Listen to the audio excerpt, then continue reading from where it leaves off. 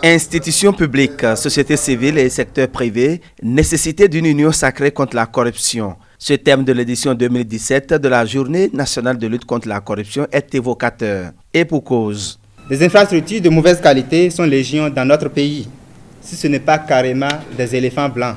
L'objectif global de cette célébration est de susciter une prise de conscience sur les dispositions de la loi 2011-20 et sur les questions de gouvernance en vue d'un changement de comportement. Les objectifs spécifiques. Il sera question, à travers les séances de sensibilisation, d'appeler l'attention des participants sur les mesures adéquates à prendre pour éviter, réduire ou gérer les situations de conflit d'intérêts. D'appeler l'attention des participants également sur la situation de la gouvernance au niveau local. Les résultats attendus sont que les incriminations comme le détournement de deniers publics, la corruption dans la passation des marchés publics et la fraude dans les examens et concours publics sont connues des participants ainsi que les sanctions afférentes.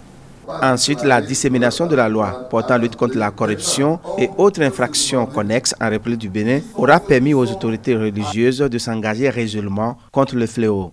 Dans la Bible, il est écrit que la corruption est condamnée. À travers les prophètes, Dieu lui-même interdit tout cela.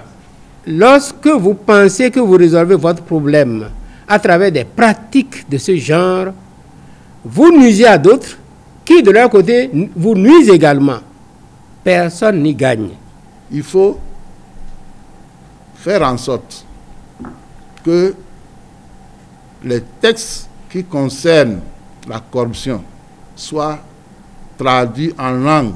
L'atelier de sensibilisation a pris fin par une photo de famille.